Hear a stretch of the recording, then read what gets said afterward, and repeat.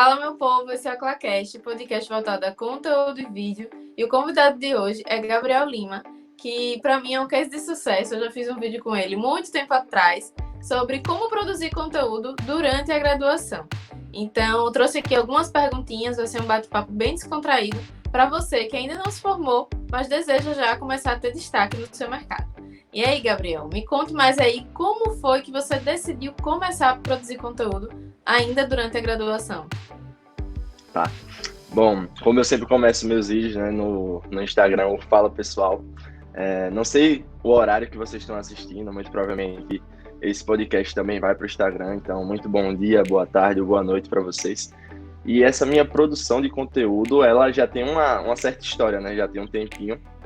Eu sou estudante de Direito, eu estou no 7º período da graduação. Iniciei o estágio no 2º período e logo depois, se eu não me engano, no 3º ou 4º, eu já comecei a produzir conteúdo. Só que logo no início foi muito difícil, né? Foi muito difícil porque eu não produzia conteúdo e eu não conseguia entender a importância de produzir conteúdo. Até que, começando a estagiar com o Pedro, ele chegou um dia e falou bem assim: gente, a gente estava numa reunião, todo mundo aqui do escritório tem que ser produtor de conteúdo. Aí eu parei e pensei, tá, beleza, é uma ótima ideia, vamos todo mundo virar produtor de conteúdo. Mas o que é que eu vou falar, sabe? Porque assim, estagiário não tinha OAB, não tinha um nicho específico dentro da advocacia, sempre soube que iria me tornar advogado, mas não tinha um nicho específico. Então eu pensava, caramba, o que é que eu vou falar para as pessoas? Que valor eu vou poder estar agregando para as pessoas? E isso era uma dúvida muito grande minha. Até que eu percebi, poxa, eu acho que eu posso falar sobre estágio. É uma coisa que eu me destaquei, uma vez que eu consegui o estágio logo no início, não é algo comum no meio da graduação, principalmente no curso de Direito. É muita gente mesmo. Eu acho que hoje no Brasil é o curso que mais tem estudantes, então eu percebi isso. Eu posso começar a produzir conteúdo voltado para estágio, eu posso ensinar estagiários a conseguir esse primeiro estágio. E logo depois, com o decorrer da produção, eu busquei formas de dar dicas para que esses estagiários se tornassem estagiários de destaque. E um grande problema para mim, eu até brinco com a Andresa, que eu digo que ela é a rainha da organização e, enfim, da produção de conteúdo no Instagram, porque ela é muito organizada, ela tem um planejamento absurdo e ela sempre pegou muito no meu pé. Ela sempre falava, você tem que ter mais consistência, você não pode parar, se for para ficar postando uma vez ou outra, é melhor não postar. Ela me deu verdadeiras broncas. E assim, eu só vim conquistar uma consistência maior na produção de conteúdo depois de muito tempo, depois de muita bronca que eu levei. Mas hoje em dia eu continuo produzindo conteúdo, já tem mais ou menos uns 2 anos que eu produzo conteúdo voltado para estágio, mas eu nunca fui tão consistente quanto eu sou hoje em dia. E para mim é muito mais claro produzir conteúdo hoje por conta da importância. Porque assim, quando você é estudante, é algo muito a longo prazo, né? É como se você estivesse começando ali um tipo de investimento. Na verdade, não é nem um tipo de investimento. É um investimento que você está fazendo a longo prazo. Porque você só vai colher os resultados lá na frente, quando você já tivesse formado.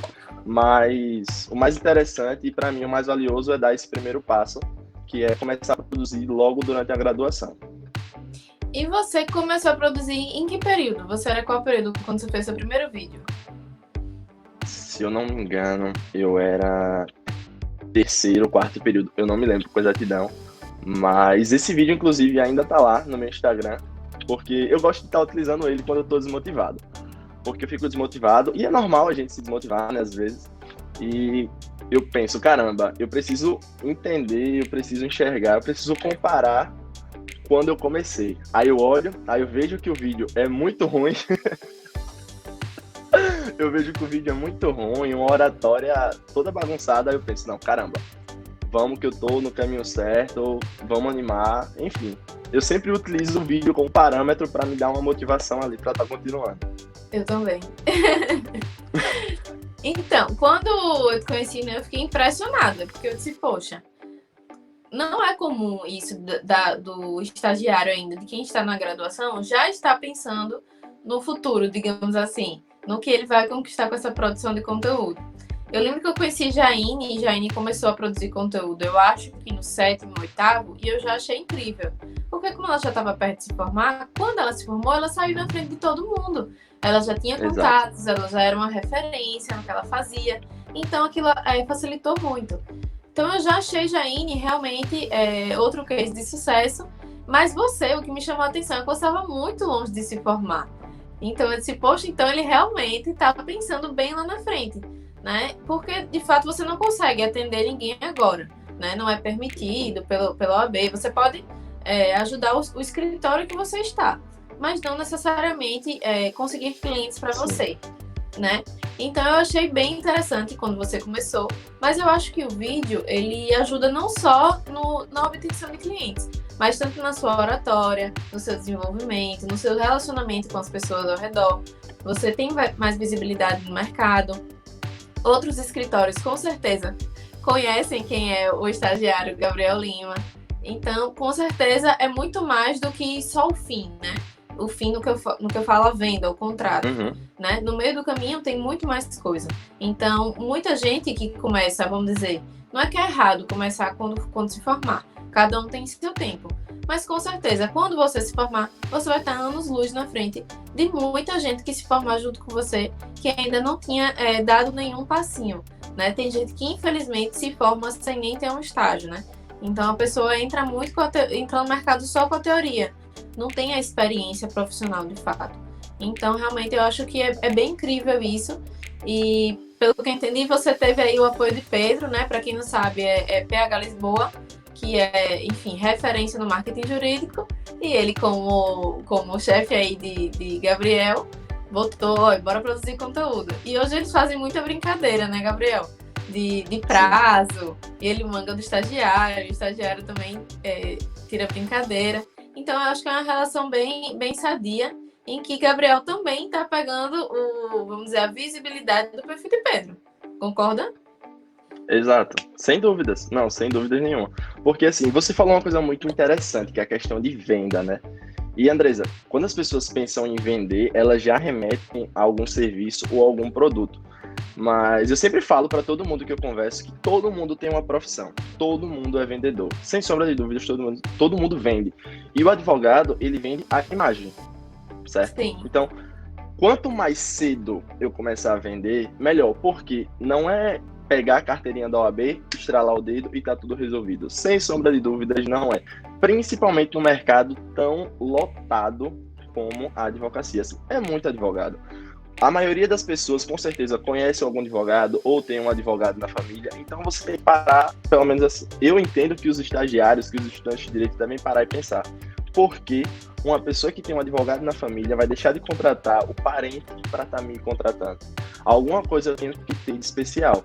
E você só vai demonstrar que você tem algo de especial, que você tem conhecimento, que você tem expertise em determinada área se você está se vendendo. E encontrei na rede social, e assim como o Pedro fala que a rede social é o melhor meio de inserção do jovem advogado, eu digo que a rede social é o melhor meio de inserção do estudante, qualquer que seja a área. Assim, alguns outros cursos têm uma concorrência, digamos, menor, mas o curso de Direito Especial é muita gente. Então, é muita gente no mesmo nível. E aí eu penso, poxa, eu tenho que dar esse primeiro passo o quanto antes. Eu preciso me vender. Então, no momento que eu estou ensinando estagiários a se tornarem estagiários de destaque ou ensinando estudantes de direito a como conseguirem esse primeiro estágio, eu começo a desenvolver uma autoridade ali dentro. E essa autoridade, ela vai acontecendo de uma forma muito natural. E, para mim, um pecado, é de verdade um pecado, os estudantes acreditarem que eles não têm algo para ensinar, eles não têm algo para dizer. E isso é um tabu enorme. As pessoas desconfiam muito da própria capacidade. Isso é muito grave, porque a gente está vendo ali diariamente alguma matéria, algum assunto que a gente acha que é muito simples, mas que para outra pessoa é algo extraordinário. É algo, sem sombra de dúvidas, que pode dividir o mundo. E Pedro uma vez me falou, e isso me marcou muito. O estudante de direito, ele sabe 99% mais que uma pessoa leiga. E são as pessoas leigas que vão nos contratar. Não necessariamente uma pessoa que tenha um conhecimento técnico sobre aquilo, mas qualquer pessoa que está ali assistindo você pode ser seu futuro cliente. Então, a produção de conteúdo me possibilitou muito isso. E às vezes eu estou em algum lugar, isso é muito legal, porque alguém fala, você que é o estagiário, você é o estagiário de Pedro, sabe? Sempre tem essa brincadeirinha, e no início, eu acredito que também aconteceu com você, eu acho que é quase que uma unanimidade para quem produz conteúdo, sempre tem aquela resenha, blogueirinho, isso trava muita gente, muita gente. Uma galera já chegou para conversar comigo, eu tenho vontade de produzir conteúdo, mas eu sei que o pessoal vai tirar onda, e vai tirar onda mesmo, vai tirar onda, não adianta não, é igual ao erro, todo mundo vai errar. Quem estiver escutando, você que está escutando agora, eu vou dizer uma coisa para você, você vai errar, ponto. E quanto mais cedo você errar, melhor, porque você vai ter mais tempo para consertar. Você vai errar, não tem uma fórmula mágica, não adianta a gente trazer uma coisa linda, mirabolante para cá. Você vai errar, você vai se planejar, você vai fazer tudo 100% daquilo que você acha que é certo, mas quando você for botar em prática, você vai errar. Isso é em qualquer área, no direito eu vejo muito isso, no estágio, na advocacia, enfim. E na produção de conteúdo, então. Porque quando a gente produz conteúdo, a gente quer fazer um vídeo perfeito. Aí a gente vai lá e tenta produzir aquele vídeo perfeito, tudo mais. Aí quando a gente posta, aí a gente olha assim pro vídeo, eu acho que isso daí não tá tão bom, e a gente vai tentar melhorar. Enfim, o erro, ele vai ser constante, ele vai sempre acompanhar. Se a gente for amigo do erro, a gente torna a caminhada mais fácil. E na produção de conteúdo é exatamente assim. E aí sempre vai ter alguém para te chamar de blogueirinho. Sempre vai ter aquele amigo para tirar uma onda e tudo mais. E eu percebi isso quando eu comecei a produzir o conteúdo. A minha primeira postagem, basicamente, foi um story. Eu peguei um caso que aconteceu lá no escritório, e aí eu joguei no story, né? Eu inventei nomes fictícios e tudo mais, só que posteriormente todo mundo descobriu qual foi o caso, mas enfim. E aí eu perguntei a opinião da galera. Aí, efeito novidade, 30 directs, eu fiquei, poxa, massa isso daqui. Mas sempre tem aquele efeito novidade, né? Tudo que é novo, a galera, de certa forma, se espanta, tal, interage. E aí eu comecei aí. Dos 30 directs, eu acho que acontece com todo mundo isso. Eu acho que pelo menos metade foi me chamando de blogueirinho. E aí você dá aquela murchada, desmotivada e tudo mais. Só que eu sempre fico, poxa, beleza, tem uma galera chamando de blogueirinho e tal, alguns realmente vão querer te diminuir, algumas pessoas vão querer te deixar triste, mas vai ter muita gente ali que tá torcendo por você e que quer ver o seu sucesso. E a principal pessoa que tem que querer o seu sucesso é você. Aí tudo bem, continuei a partir daí e tudo mais. Muita gente vai querer tirar onda, mas logo no início eu escutei o seguinte, mas quem é Gabriel para estar fazendo vídeo no Instagram? Quem é Gabriel para estar produzindo conteúdo? Porque existe, de certa forma, um preconceito muito grande, né? Com quem é estagiário, com quem é estudante, porque muitas pessoas acham que nós estudantes não temos conhecimento suficiente para passar. Só que o que acontece? Essas pessoas aprenderam no mesmo momento que a gente. Inclusive continuam aprendendo, porque a gente nunca vai parar de estudar, né? Então a gente sempre tem alguma coisa para passar. E aí, muita gente que no início me criticou, é muito massa porque hoje pergunta como eu faço. E aí eu fico, poxa, caramba, isso daqui é legal. Muita gente iria ficar com raiva, não ia ajudar. Eu faço o maior prazer, de verdade. Eu ajudo todo mundo, sempre que eu percebo alguém começando a produzir conteúdo, eu acho massa ajudar, porque no início tiveram pessoas que me ajudaram. E se no início mais pessoas quisessem me ajudar, com certeza a caminhada seria mais fácil. Principalmente quando eu vejo alguém que produz um conteúdo muito a se tornarem estagiários de destaque, bem como estudantes a conseguirem o primeiro estágio. Só que eu não vou conseguir abarcar o mundo. E se tiver mais pessoas que fazem a mesma coisa que eu, isso daqui vai se tornar muito melhor. Muito melhor. Eu sempre utilizo a analogia. O mundo da advocacia, e eu incluo na advocacia juízes, advogados, promotores de justiça, enfim, todo mundo que faz parte, inclusive estagiários e estudantes, a gente tá no oceano. E todo mundo representa um barquinho.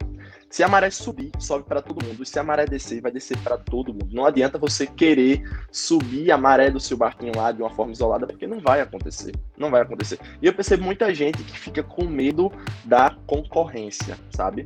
Para mim, se você vê aquela outra pessoa como um concorrente, já vai dar errado.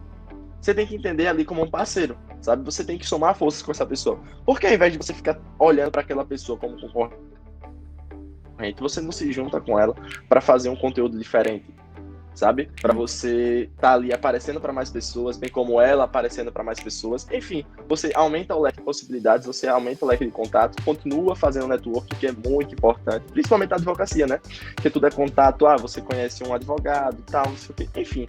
Então, eu acredito que dentro desse pontinho do blogueirinho, você tem que buscar extrair o melhor, porque se você consegue ficar ali no ponto positivo, você vai para frente. Se você se desmotiva com aquilo, você para de produzir e aí você não consegue chegar a lugar nenhum. Perfeito, é muito comum isso e eu sempre gosto de alertar. Tem alguém que está ao seu redor, que está começando, incentive, apoie. Muitas vezes a pessoa só precisa de alguém que chegue e diga: eu acredito que você consegue, né? Muitas vezes é isso. E se você faz uma crítica, às vezes aquela pessoa desiste, né? Porque ela já tá muito insegura naquilo, ela já tá com muito medo da crítica, e aí se ela recebe uma piada, ela simplesmente desiste, muita gente para. Então eu sempre digo para as pessoas terem cuidado, né? Se elas verem que alguém tá começando, elas optem por apoiar e não por criticar. Então eu acredito que você aí é uma inspiração para muitos estagiários, e eu vejo também que você posta coisas que ajuda eles nos seus próprios estágios, né? De como se comportar, do que fazer, algumas dicas mesmo jurídicas. Então, com certeza aí você é uma inspiração para muita gente e com certeza quando surgirem oportunidades, as pessoas vão lembrar de você de cara, assim como eu também lembro. E você falou lá no começo que eu te dava muita bronca, puxava sua orelha e tal. Por quê? Deixa eu explicar pro pessoal. Porque você inventava novos projetos, queria fazer várias coisas e não conseguia ter constância nelas. Aí eu dizia: Gabriel, ou você se planeja o suficiente para ter constância, ou você não inventa novas coisas, né? Então, assim, foi um processo até você entender o que é que funcionava para você. E hoje eu vejo que você está numa constância maravilhosa. Então, você chegou para mim e disse que conseguiu planejar 40 conteúdos, ter ideias, e você está postando aí uma vez por dia, né? Queria saber o que foi que mudou, né? O que é que você mudou aí na sua cabeça ou na sua organização, no seu planejamento, para conseguir ter essa constância. Oh, massa. Andresa, voltando para um ponto que você falou da crítica, uma coisa que melhorou muito a minha visão foi entender que crítica construtiva, ela vem de quem já construiu alguma coisa. Se alguma pessoa chega para te criticar simplesmente porque acha que deve te criticar, você deve passar uma peneirazinha para ver se realmente aquela crítica ela é construtiva ou a pessoa só está querendo te diminuir. E essa questão do planejamento é muito massa, né? Porque eu sempre ficava: caramba, olha essa tabela de Andresa. Eu ficava fascinado com aqueles pontinhos verdes, eu achava aquilo o máximo. Mas eu nunca consegui implementar para mim. Tentei uma vez e não consegui. E realmente é isso, cada um tem o seu momento. Tudo começou a mudar quando eu comecei a me planejar e desconfiar do meu cérebro. Desconfiar do meu cérebro em que sentido? Eu sempre tinha um insight e eu pensava: caramba, isso daqui pode virar um conteúdo, eu posso correlacionar com isso e vai ficar massa. Mas ficava na minha cabeça. Ficava na cabeça e sempre esquecia. E eu me martirizava, eu ficava: caramba, por que eu esqueci disso daqui? Aquele conteúdo ia ser muito bom, mas eu não conseguia lembrar. E o processo de tentar lembrar era mais doloroso ainda, porque eu ficava sofrendo: caramba, por conteúdo. Então, eu comecei a desconfiar do meu cérebro. Eu não confio nele. Tudo eu anoto. Eu comecei a utilizar um caderninho, mas eu achei mais prático utilizar o próprio celular. Baixei um aplicativo que, inclusive, é o Trello. As pessoas que não conhecem esse aplicativo, inclusive, tem um vídeo lá no meu Instagram falando sobre a prática e a teoria dele. E aí no Trello eu coloco todas as ideias. Eu simplesmente escrevo. E eu escrevo da forma mais simples possível. Então chegou um momento que eu até falei para a Andresa e ela disse: Andresa, eu tô com 40 conteúdos aqui. E aquilo me deixou fascinado, né? Aí é como se eu tivesse a matéria-prima na mão e eu pensasse: o que é que eu vou fazer agora? Porque a minha produção de conteúdo, basicamente, eu me planejava, mas eu deixava para produzir no dia. E sério, sempre vão aparecer adversidades. Sempre vai aparecer adversidades e a principal delas é a preguiça. Você sempre vai ficar com preguiça de produzir conteúdo, porque você vai chegar no dia: eu quero produzir isso. Mas aí, muitas vezes, você vai ter que roteirizar ainda, você vai ter que gravar, você vai ter que editar. E principalmente para quem faz tudo sozinho, eu faço tudo sozinho, tudo do celular, é muito complicado. E aí começou assim, mudou da água pro vinho quando eu fiz a primeira mudança. Eu falei: não vou mais produzir diariamente, eu vou produzir para uma semana. Beleza. Aí naquela primeira semana, consegui postar todos os dias. Aí eu falei, olha, isso daqui já tá interessante. Comecei a produzir no final de semana, né? Aí chegou na segunda semana, eu pensei, caramba, já tô com uma preguiça aqui, acabei deixando de postar um ou outro dia. Aí eu falei, ó, já tá melhor que antes. Isso, minhas conversas particulares. Conversa comigo mesmo. Já tá melhor que antes. O que é que eu posso fazer para melhorar? Porque assim, é algo gradual. Não adianta você sair de uma postagem por mês para querer postar uma vez por dia. Não vai acontecer. A mesma coisa da pessoa não correr e no outro dia querer correr uma maratona. Não vai rolar. Alguma coisa vai dar errado. Tem que ser gradual. E aí eu pensei, poxa, uma semana já não tá dando. Deixa eu tentar para 15 dias. E aí fiz o planejamento para postar 15 dias. Já consegui postar os 15 dias. Eu falei, poxa, tá legal isso daqui, mas será que tem como melhorar? Aí foi quando eu cheguei no planejamento de um mês. Eu sempre, no final do mês, no dia 30, no dia 31, eu pego, imprimo um tipo de calendário, numa folha mesmo, normal, com todos os dias, e eu planejo todo o conteúdo do mês. Só que como eu faço um vídeo por dia, ou um conteúdo por dia, às vezes eu posto um vídeo, ou então uma frase, enfim, sempre um conteúdo. Se fosse para produzir para o mês todo completo, para mim não iria dar tão certo, não iria ficar tão legal. Então eu comecei a me planejar, ou seja, eu sei todas as postagens que eu vou fazer no mês de junho, mas eu faço a produção disso nos finais de semana. Então eu utilizo o sábado para estar gravando, fica muito tranquilo, e o domingo para estar editando, que a edição é a parte um pouco mais complicada. Só que até chegar nisso foi um caminho muito difícil. Porque o ser humano por si só ele é muito perfeccionista, né? Então a gente sempre fica tentando melhorar alguma coisa. A gente muitas vezes deixa de postar para chegar a uma perfeição. Isso para mim é o pior erro, sabe? Uma coisa que eu levei para minha vida é: gravei o vídeo, eu não regravo. Não regravo o vídeo. Eu sempre tento fazer uma edição, modificar da forma que eu posso, mas assim, eu pego aquele material bruto e tento deixar da melhor forma, porque senão eu sempre vou estar dando o aval para mim mesmo de estar fazendo aquela coisa mais de uma vez e aí consome energia. Enfim, eu planejo o vídeo. Depois de planejado, gravei, editei. Eu olho aquele vídeo já postado e aí eu tento melhorar, porque pra gente, o nosso conteúdo nunca vai estar suficiente. A gente sempre vai olhar alguma coisinha ali pra mudar, a gente vai, poxa, isso daqui não ficou legal, isso daqui eu posso melhorar. Só que pra quem tá assistindo a gente, pode estar a melhor coisa do mundo. Já teve vídeos que eu praticamente deixei de postar, e aí chegou alguém, gostei muito desse vídeo, ou então, como a gente acompanha as métricas do Instagram, foi um vídeo ou uma frase, uma foto que deu muito engajamento, e eu pensei, caramba, eu quase deixei de postar aqui, mas deu um engajamento muito grande, foi muito bom pro perfil. Enfim, hoje se tornou uma mudança muito grande por conta da organização e do planejamento. Uma vez que você consegue se organizar e você consegue planejar, sua produção de conteúdo cresce muito mais. Para mim, dá muito certo assim, fazendo o planejamento do mês e a produção dos conteúdos da semana, mas para outras pessoas pode ser diferente. O que eu digo para vocês é: testem. Não tem outra coisa a se fazer a não ser testar. Você pode pegar esse modelo que eu faço, testar e não dar certo. Vocês podem pegar a tabela que a Andresa costuma utilizar e não dar certo. Enfim, eu acho que o mais legal é você desenvolver a sua própria metodologia, a sua própria logística, porque fica muito mais a sua cara e facilita para o seu dia a dia, né? Porque o dia de ninguém é igual. Então, assim, o meu é diferente do de Andresa, ela tem as ocupações dela, eu tenho minhas ocupações fora do Instagram, e uma vez que você consegue desenvolver um padrão ali dentro, é só você pegar o conteúdo, pegar a ideia, na verdade, transformar em conteúdo, postar, enfim. É basicamente isso que funciona e que vem funcionando muito bem para mim. Então é isso, pessoal. Espero que vocês tenham gostado desse conteúdo. E tenham se inspirado aí com a trajetória de Gabriel, né, que produz aí há quase 2 anos, que nem eu, e que quando se formar aí já vai estar na frente de uma galera, né? A gente não está aqui para se comparar a ninguém, nem falar de concorrência, nem nada. A gente está falando de você se destacar e formar o seu nome, fortalecer o seu nome como profissional. Obrigada por aceitar o convite, Gabriel, e continue produzindo. Agora que você aprendeu a se organizar aí, ninguém segura mais, né?